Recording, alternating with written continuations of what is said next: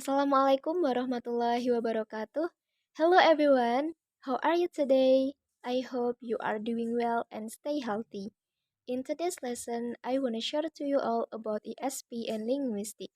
But before we jump into the explanation about the relationship of ESP and linguistic, I want to take a little step backwards. ESP is an approach to language teaching which aims to meet the needs of particular learners.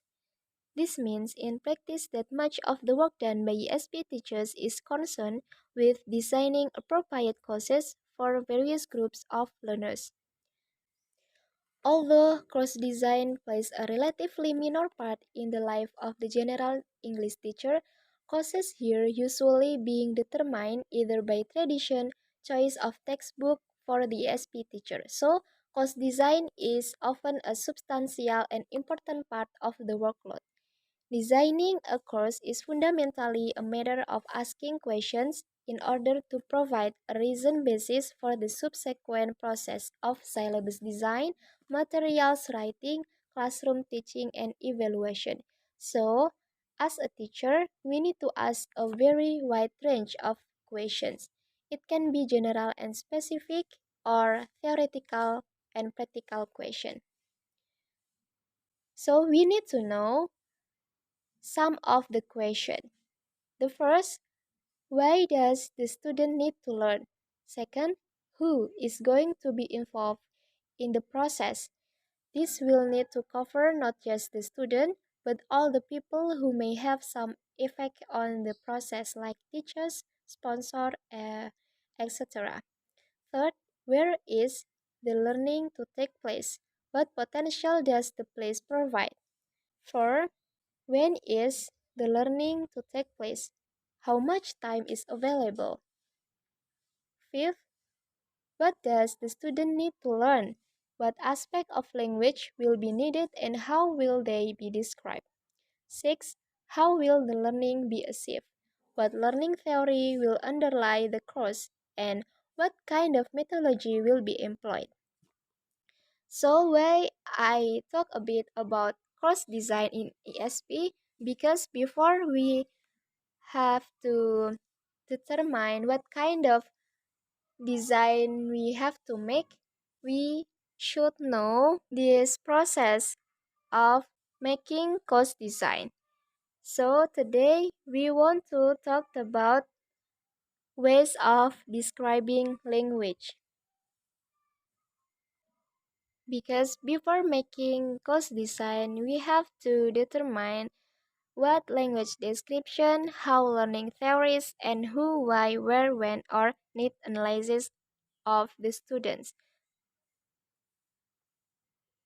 Language descriptions of English specific purposes is the way in which the language system is broken down and described for the purposes of learning. And we have various development in language descriptions. They are classical or traditional grammar, structural linguistic, transformational generative grammar, language variation and register analysis, functional or notional grammar, and rhetorical analysis. The first, the first is classical or traditional grammar. Descriptions of English and other languages were based on the grammars of the classical languages like Greek and Latin. These descriptions were based on an analysis of the role played by each word in the sentences. Languages were described in this way because the classical language were case-based language where the grammatical function of each word in the sentence was made apparent by the use of appropriate inflections. And the prestige of the old classical languages ensured the survival of this form of description even after English had lost most of its case markers and become a largely word order based language. And the next is structural linguistics. The structural or slot and filler form language description will be familiar to most language teachers as result of the enormous influence it has had on language teaching since the Second World War. In a structural description, the grammar of the language is described in terms of syntagmatic structures, which carry the fundamental proposition like statement, interrogative, negative, imperative, etc., and notions like time, number, gender, etc. And by varying the words within these structural frameworks, sentences with different meanings can be generated. This method of linguistic analysis led in English language teaching to the development of the substitution table as a typical means of explaining grammatical patterns. The very simplicity of the structural language description entails that there are large areas of language use that it cannot explain. In particular, it may fail to provide the learner with an understanding of the communicative use of the structures. And later, development in language teaching and linguistics have attempted to remedy this weakness. And the next, we have transformational generative grammar. And for ESP, the most important lesson was the distinction that made between performance like surface structures and competence like the deep level roles. And the definition of performance and competition here is being concerned only with syntax. A simple way of seeing the distinction between performance and competence is in our capacity to understand the meaning of words we have never met before. And in the early stages of its development, ESP put most emphasis on describing the performance needed for communication in the target situation and paid little attention to the competence underlying it. And for language variation and register analysis. The language varies based on context it is used. Based on context, and sometimes it can be formal or informal and written or spoken. And the concept of language variation gave rise to the type of ESP, which was based on register analysis. And if language varies according to text, it was argued then it should be possible to identify the kind of language associated with a specific context, such as an area of knowledge, like social English, medical English, business English, etc. And the next is functional or notional grammar. And the next is functional or notional grammar. Functional deals with social behavior and represent the intention of the speaker or writer like advising, warning, threatening, describing, etc. While notional deals with the reflection of the way of human mind thinks like the mind and thereby language divide reality like time, number, gender, location, etc. It appears in 1970s when the equivalence for learning various languages in formal grounds was difficult to do because the formal structures of language shows considerable variation. These variations make a difficulty in dividing up the learning task into units of equivalent value across the various languages on the basis or formal grammar or structural. But in notional and functional grounds, some approximate equivalence can be achieved since both represent the categories of human thinking and social behavior, which do not vary across language. So in 1970s, there was a move from structural ground to functional and notional grounds, which means there is a move from basic grammar study in school to how to use language that students already have.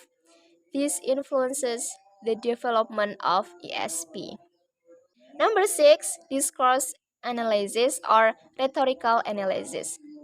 This stage deals with how the meaning between sentences is generated. The important thing is the context of the language. So, discourse analysis is how meaning is generated between sentences, and the context of the sentence is also important in creating the meaning. So, the discourse is the context of the sentence. I have three examples. One, can I go out to play? It's raining. Second, have you cut the grass yet? Have you cut the grass yet? It's raining. Third, I think I'll go out for a walk. It's raining. In each case, proportional meaning or statement of the sentence is the same. The notion the notion in it are also the same, like in present time. But the sentence is fulfilling three different communication purpose. In the first dialogue, in the first dialogue, I will repeat, can I go out to play? It's raining. In the first dialogue, a parent could be taking to a child. The child is asking permission, and the parents reply, it's raining. The act as refusal of the request. Okay? Like the child asking a question to their parents, can I go out to play? And then the parents reply, it's raining. Of the act of refusal of the request. And the second dialogue, and the second dialogue, have you cut the grass yet? Have you cut the grass yet? It's raining. So, it might be a husband or wife, and it's raining is function as a reason or excuse. And the third dialogue, it's raining, act- and the third dialogue, it's raining, acting as advice or a might warning and might take place between friends. I think I'll go out for a walk. It's raining. So, it's raining acting as advice and might take place between friends.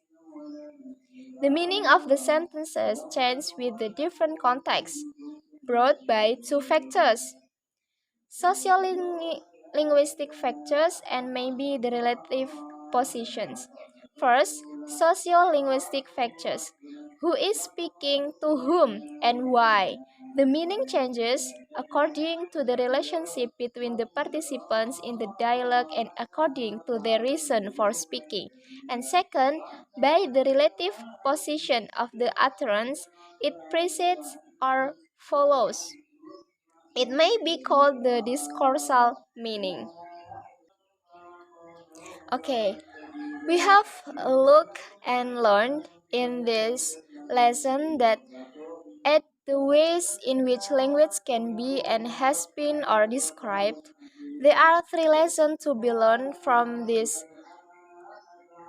lesson, and they must be born in our mind that when we draw conclusion regarding their relevance to ESP course design. The first is there is no single course from which a language course can. The first is there is no single source from which a language course can or should derive its linguistic input. The various developments which we have described are not separate entities. Each stage has reacted to and drawn inspiration from. A functional description doesn't imply that a structural description is wrong, simply that it is not sufficient as an explanation of what language is like. So, the ESP the SP teacher needs to recognize that the various approaches are different ways of looking at the same thing. All communication has a structural level, a functional level, and a discursive level. They are not mutually exclusive but complementary, and each may have its place in the ESP course. Second, describing language for the purposes of linguistic analysis doesn't necessarily carry any implication for language learning. The purposes of the linguist and of the language teacher are not the same. Whether techniques of linguistic analysis, however well they may lend themselves to linguist research, are equally applicable to language teaching is of course open to questions. And the third, describing a language is not the same as describing Third, describing a language is not the same as describing what enables someone to use or learn a language. We must make a distinction between what a person does or their performance and what enables them to do it or their competence. Similarly, we must not confuse how people use a language with how people learn it. So, the importance of these points can only be fully appreciated when we consider the psychological process that lie behind language use and language learning. Okay, maybe in the next meeting that we have to consider this dimension by describing developments in learning theories. Okay, I think that's all for me. Thank you. If you have any question, don't hesitate to contact me at niza.zr. Thank you guys. Wassalamualaikum warahmatullahi wabarakatuh. Bye for now.